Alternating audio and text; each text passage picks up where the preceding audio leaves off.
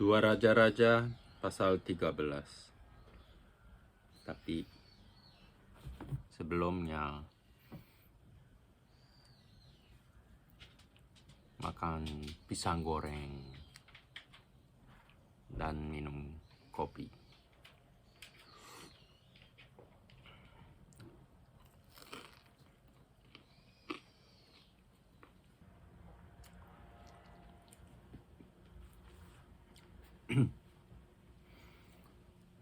Dua Raja-Raja pasal 13. Yoahas, Raja Israel.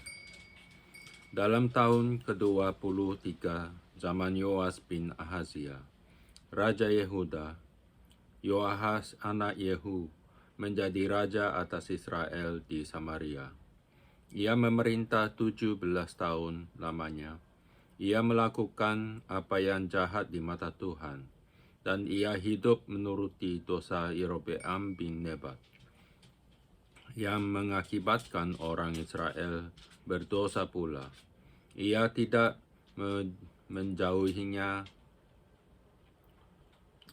sebab itu bangkitlah murka Tuhan terhadap Israel. Lalu diserahkan nyala mereka ke dalam tangan Hazael, Raja Aram, dan ke dalam tangan Ben-Hadad, anak Hazael, selama zaman itu. Tetapi kemudian Yoahas memohon belas kasihan Tuhan, dan Tuhan mendengarkan dia, sebab ia telah melihat bagaimana beratnya orang Israel ditindas oleh Raja Aram. Tuhan memberikan kepada orang Israel seorang penolong, sehingga mereka lepas dari tangan Aram dan dapat duduk di kemah-kemah mereka seperti yang sudah-sudah. Hanya mereka tidak menjauh dari dosa-dosa keluarga Yerobeam yang mengakibatkan orang Israel berdosa pula, melainkan mereka terus hidup dalam dosa itu. Juga patung Asyerah masih berdiri di Samaria, sebab tidak ada laskar ditinggalkan pada Yoahas, selain dari 50 orang berkuda dan 10 kereta dan 10.000 orang berjalan kaki, sebab Raja Aram telah membinasakan mereka dan meniupkan mereka seperti abu pengirikan. Selebihnya dari riwayat Yoahas dan segala yang dilakukannya dan kepahlawanannya, bukankah semuanya itu tertulis dalam kitab sejarah Raja-Raja Israel? Kemudian Yoahas mendapat perhentian bersama-sama dengan nenek moyangnya, dan ia dikuburkan di Samaria. Maka Yoas, anaknya, menjadi raja menggantikan dia. Yoas, Raja Israel. Dalam tahun ke-37 zaman Yoas, Raja Yehuda, Yoas anak Yoahas menjadi raja atas Israel di Samaria, dan memerintah 16 tahun lamanya. Ia melakukan apa yang jahat di mata Tuhan. Ia tidak menjauh dari segala dosa yang disuruh Yerobeam bin Nebat dilakukan orang Israel, tetapi terus hidup dalam dosa itu. Selebihnya dari riwayat Yoas dan segala yang dilakukannya dan kepahlawanannya, bagaimana ia berperang melawan Amazia, Raja Yehuda, bukankah semuanya itu tertulis dalam kitab sejarah Raja-Raja Israel? Setelah Yoas mendapat perhentian bersama-sama dengan nenek moyangnya, maka duduklah Yerobeam di atas takhta ayahnya, dan Yoas dikuburkan di Samaria di samping Raja Israel. Kejadian menjelang kematian Elisa dan keajaiban dalam kuburnya. ketika Elisa menderita sakit yang menyebabkan kematiannya, datanglah Yoas, Raja Israel, kepadanya dan menangis oleh karena dia. Katanya, Bapakku, Bapakku, kereta Israel dan orang-orangnya yang berkuda. Berkatalah Elisa kepadanya, ambillah busur dan anak-anak panah. Lalu diambillah busur dan anak-anak panah. Berkatalah ia kepada Raja Israel, tariklah busurmu. Lalu ia menarik busurnya. Tetapi Elisa menaruh tangannya di atas tangan raja, serta berkata, bukanlah jendela yang di sebelah timur. Dan ketika dibukanya, berkatalah Elisa,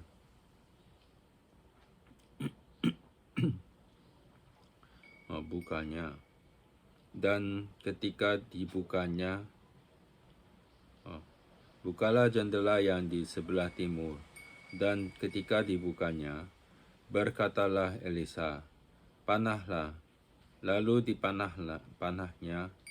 Kemudian berkatalah Elisa, itulah anak panah kemenangan daripada Tuhan, anak panah kemenangan terhadap Aram.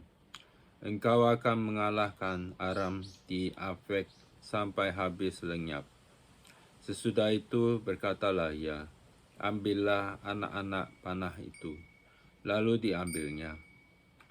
Setelah diambilnya, berkatalah Elisa kepada Raja Israel, pukulkanlah itu ke tanah.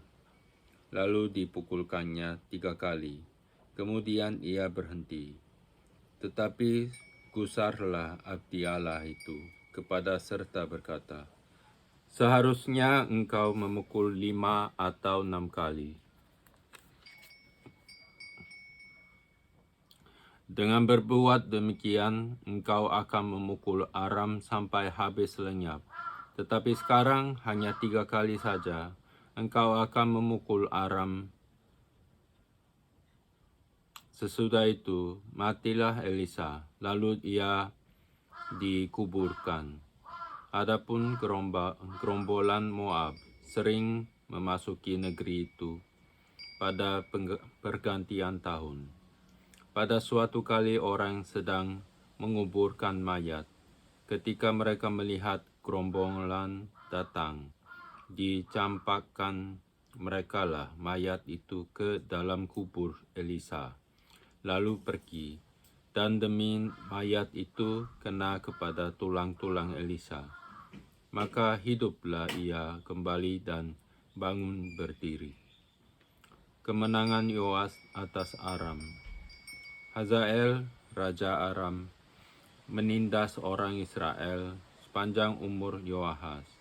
Tetapi Tuhan mengasihani serta menyayangi mereka, dan ia berpaling kepada mereka oleh karena perjanjiannya dengan Abraham, Ishak, dan Yakub.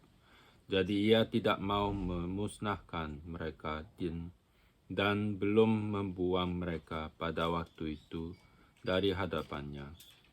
Kemudian matilah Hazael, Raja Aram, maka Ben-Hadad anaknya menjadi raja menggantikan dia. Yoas bin Yoahas merebut kembali dari tangan Ben-Hadad bin Hazael kota-kota yang dalam peperangan direbut Ben-Hadad dari tangan Yoahas, ayah Yoas. 3 kali Yoas mengalahkan dia dan mendapat kembali kota-kota Israel. Amazia, Raja Yehuda. Pasal 14. Amazia, Raja Yehuda. Dalam tahun kedua zaman Yoas bin Yoahas, Raja Israel, Amazia anak Yoas, Raja Yehuda, menjadi raja. Ia berumur 25 tahun pada waktu ia menjadi raja, dan 29 tahun lamanya ia memerintah di Yerusalem. Nama ibunya ialah Yoadan dari Yerusalem. Ia melakukan apa yang benar di mata Tuhan, hanya bukan seperti Daud, bapa leluhurnya. Ia berbuat tepat seperti yang diperbuat Yoas, ayahnya. Namun demikian, bukit-bukit pengorbanan tidaklah dijauhkan. Bangsa itu masih mempersembahkan dan membakar korban di bukit-bukit itu.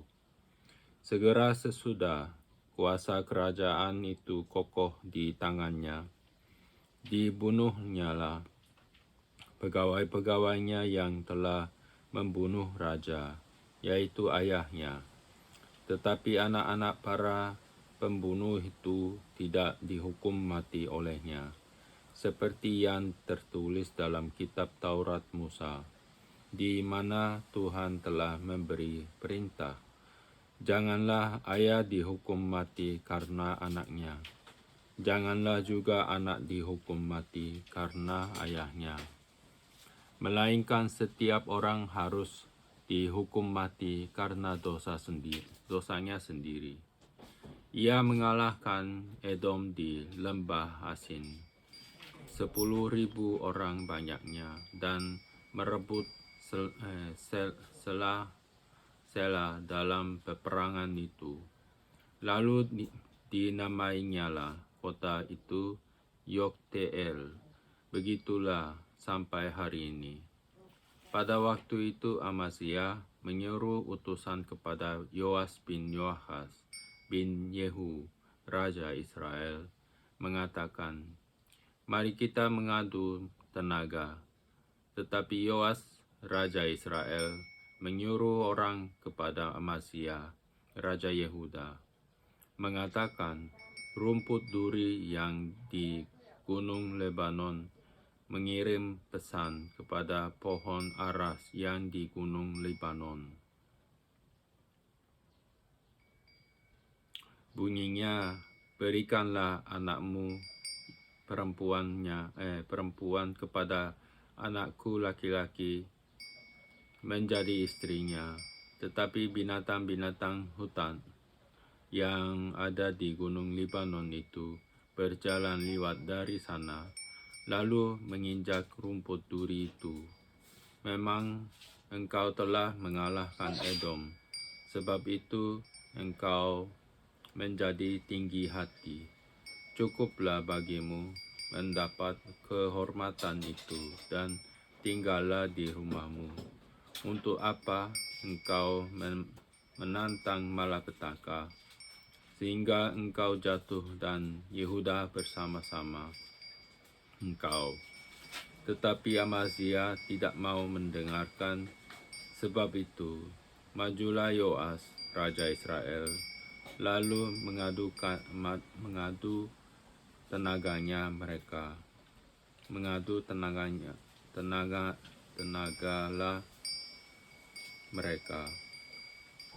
Ia dan Amazia, Raja Yehuda, di Bet-Shemesh yang termasuk wilayah Yehuda.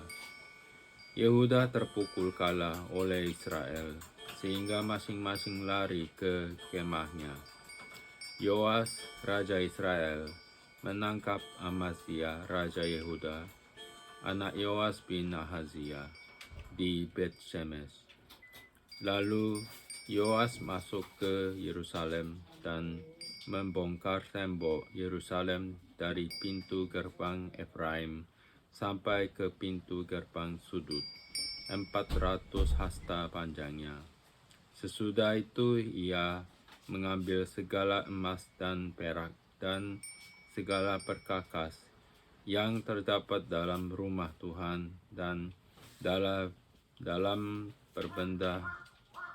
perbendaharaan istana raja, juga orang-orang sandera. Kemudian pulanglah ia ke Samaria. Selebihnya dari riwayat Yoas, apa yang dilakukannya dan kepahlawanannya, dan bagaimana ia berperang melawan Amazia, Raja Yehuda. Bukankah semuanya itu tertulis dalam kitab sejarah Raja-Raja Israel? Kemudian Yoas mendapat perhentian bersama-sama dengan nenek moyangnya, dan ia dikuburkan di Samaria di samping raja-raja Israel. Maka Yerobeam, anaknya, menjadi raja menggantikan dia. Amazia bin Yoas, Raja Yehuda, masih hidup 15 tahun lamanya sesudah matinya Yoas bin Yoahas, Raja Israel. Selebihnya dari riwayat Amazia, bukankah semuanya itu tertulis dalam kitab sejarah Raja-Raja Yehuda? Di Yerusalem, orang mengadakan persepakatan melawan dia. Sesudah itu larilah ia ke Lakis, tetapi mereka menyuruh mengejar dia ke Lakis. Lalu dibunuhlah dia di sana. Diangkutlah dia dengan kuda, lalu dikuburkan di Yerusalem di samping nenek moyangnya di kota Daud. Segenap bangsa Yehuda mengambil Azaria yang masih berumur 16 tahun dan mengangkat dia menjadi raja menggantikan ayahnya Amazia. Ia memperkuat Elat dengan mengembalikannya kepada Yehuda. Sesudah raja mendapat perhentian bersama-sama dengan nenek moyangnya. Yerobeam bin Yoas, Raja Israel.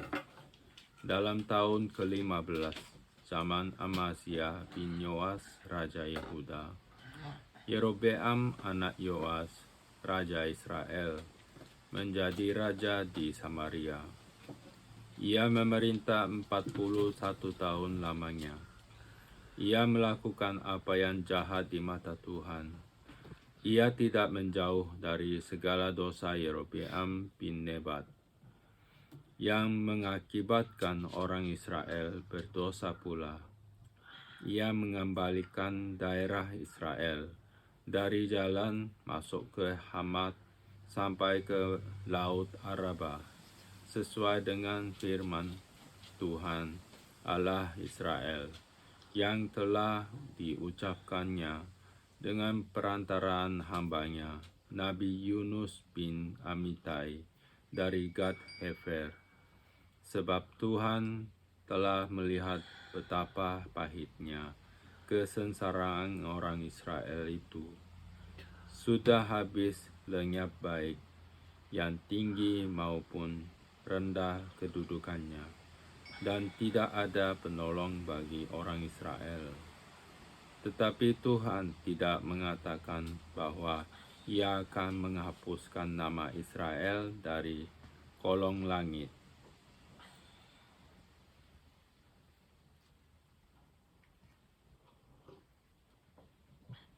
Jadi Ia menolong mereka dengan perantaraan Yerobeam bin Yoas. Selebihnya dari riwayat Yerobeam dan segala yang dilakukannya dan kepahlawanannya, bagaimana ia berperang dan bagaimana ia mengembalikan Damsyik dan Hamat Yehuda ke dalam Israel. Bukankah semuanya itu tertulis dalam kitab sejarah Raja-Raja Israel? Kemudian Yerobeam mendapat perhentian bersama-sama dengan nenek moyangnya, Raja-Raja Israel. Maka Zakaria, anaknya, menjadi raja menggantikan dia. Pasal 15, Azaria, Raja Yehuda. Dalam tahun ke-27 zaman Yerobeam, Raja Israel, Azaria, anak Amazia, Raja Yehuda menjadi raja. Ia berumur 16 tahun pada waktu ia menjadi raja, dan 50 tahun lamanya ia memerintah di Yerusalem. Nama ibunya ialah Yehola, Yeholia dari Yerusalem. Ia melakukan apa yang benar di mata Tuhan, tepat seperti yang dilakukan Amazia, ayahnya. Namun demikian, bukit-bukit pengorbanan tidaklah dijauhkan. Bangsa itu masih mempersembahkan dan membakar korban di bukit-bukit itu. Maka Tuhan menimpakan tulah kepada raja, sehingga ia sakit kusta sampai hari kematiannya, dan tinggal dalam sebuah rumah pengasingan. Dan Yotam anaknya, anak raja, mengepalai istana dan menjalankan pemerintahan atas rakyat negeri itu.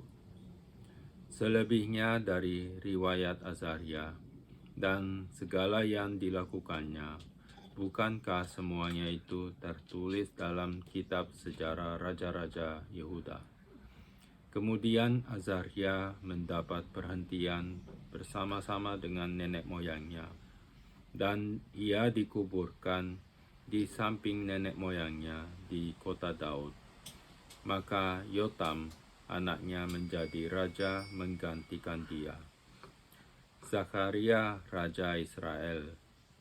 Dalam tahun ke-38 zaman Azaria, Raja Yehuda, Zakaria anak Yerobeam menjadi raja atas Israel di Samaria. Ia memerintah 6 bulan lamanya. Ia melakukan apa yang jahat di mata Tuhan, seperti yang telah dilakukan oleh nenek moyangnya. Ia tidak menjauh dari dosa-dosa Yerobeam bin Nebat, yang mengakibatkan orang Israel berdosa pula. Salum bin Yabesh mengikat persepakatan melawan dia, membunuh dia di Yibleam, kemudian menjadi raja menggantikan dia. Selebihnya dari riwayat Zakaria, sesungguhnya semuanya itu tertulis dalam kitab sejarah raja-raja Israel. Bukankah begini firman Tuhan yang diucapkannya kepada Yehu, anak-anakmu sampai kepada keturunan yang keempat akan duduk di atas takhta Israel, dan terjadilah demikian. Salum, Raja Israel. Salum bin Yabesh menjadi raja dalam tahun yang ke-39 zaman Uzia, Raja Yehuda. Ia memerintah sebulan lamanya di Samaria. Sesudah itu majulah Menahem bin Gadi dari Tirsa, lalu sampai ke Samaria. Ia membunuh Salum bin Yabesh di Samaria, kemudian menjadi raja menggantikan dia. Selebihnya dari riwayat Salum dan persepakatan yang diladakannya, sesungguhnya semuanya itu tertulis dalam kitab sejarah raja-raja Israel. Pada waktu itu dengan mulai dari Tirsa, Menahem memusnahkan Tirsa dan semua orang yang ada di dalamnya, serta daerahnya, sebab orang tidak membuka pintu kota baginya. Maka dimusnahkannya lah kota itu, dan dibelahnya semua perempuannya dan yang mengandung. Menahem, Raja Israel.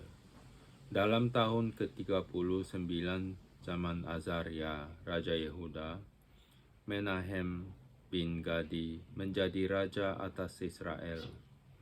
Ia memerintah 10 tahun lamanya di Samaria. Ia melakukan apa yang jahat di mata Tuhan. Sepanjang umurnya ia tidak menjauh dari dosa-dosa Yerobeam bin Nebat, yang mengakibatkan orang Israel berdosa pula. Raja Asyur datang menyerang negeri itu. Lalu Menahem memberi 1.000 talenta perak kepada Pul, supaya dibantunya dia mengokohkan kerajaan itu di tangannya. Menahem mengeluarkan uang ini atas beban Israel dan atas beban semua orang yang kaya raya untuk diberikan kepada Raja Asyur, 50 sikal perak dari setiap orang.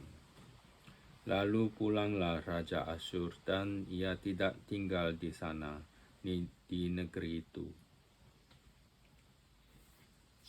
Selebihnya dari riwayat Menahem dan segala yang dilakukannya, bukankah semuanya itu tertulis dalam kitab sejarah raja-raja Israel? Kemudian Menahem mendapat perhentian bersama-sama dengan nenek moyangnya. Maka Pekahya, anaknya menjadi raja menggantikan dia. Pekahya, Raja Israel.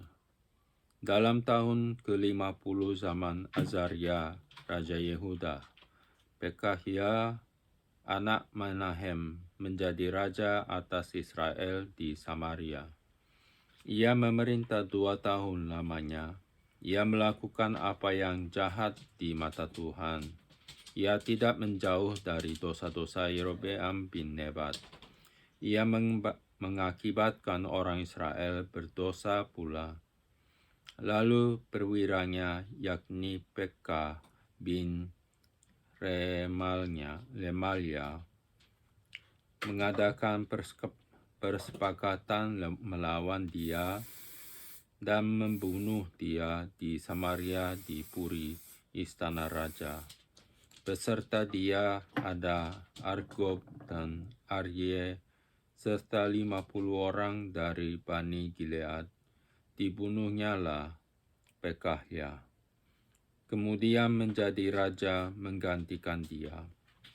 Selebihnya dari riwayat Pekahya dan segala yang dilakukannya, sesungguhnya semuanya itu tertulis dalam kitab sejarah raja-raja Israel. Pekah, Raja Israel.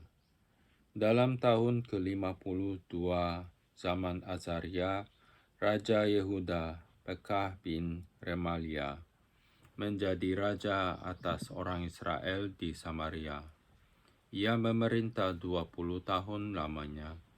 Ia melakukan apa yang jahat di mata Tuhan. Ia tidak menjauh dari dosa-dosa Yerobeam bin Nebat, yang mengakibatkan orang Israel berdosa pula. Dalam zaman Pekah, Raja Israel, datanglah Tiglat Pileser, Raja Asyur, direbutnya Iyon, Abel Bet Maaka, Yanoach, Kedesh dan Hazor, Gilead dan Galilea, seluruh tanah Naftali. Lalu diangkutnyalah penduduk ke Asyur ke dalam pembuangan. Hosea bin Ela mengadakan persepakatan melawan Pekah bin Remalia. Dibunuhnya lah dia. Kemudian dia menjadi raja menggantikannya dalam tahun ke-20 zaman Yotam bin Uzia. Selebihnya dari riwayat Pekah dan segala yang dilakukannya, sesungguhnya semuanya itu tertulis dalam kitab sejarah raja-raja Israel. Yotam, Raja Yehuda. Dalam tahun kedua zaman Pekah bin Remalia, Raja Israel, Yotam anak Uzia Raja Yehuda menjadi raja. Ia berumur 25 tahun pada waktu ia menjadi raja, dan 16 tahun lamanya ia memerintah di Yerusalem. Nama ibunya ialah Yerusa, anak Zadok. Ia melakukan apa yang benar di mata Tuhan, tepat seperti yang dilakukan Uziah, ayahnya. Namun demikian, bukit-bukit pengorbanan tidaklah dijauhkan. Bangsa itu masih mempersembahkan dan membakar korban di bukit-bukit itu. Ia mendirikan pintu gerbang tinggi di rumah Tuhan. Selebihnya dari riwayat Yotam, apa yang dilakukannya, bukankah semuanya itu tertulis dalam kitab sejarah raja-raja Yehuda? Mulai zaman itu, Tuhan menyuruh Rezin, Raja Aram, dan Pekah bin Remalia menyerang Yehuda. Kemudian Yotam mendapat perhentian bersama-sama dengan nenek moyangnya, dan ia dikuburkan di samping nenek moyangnya di kota Daud, bapa leluhurnya. Maka Ahaz anaknya menjadi raja menggantikan dia.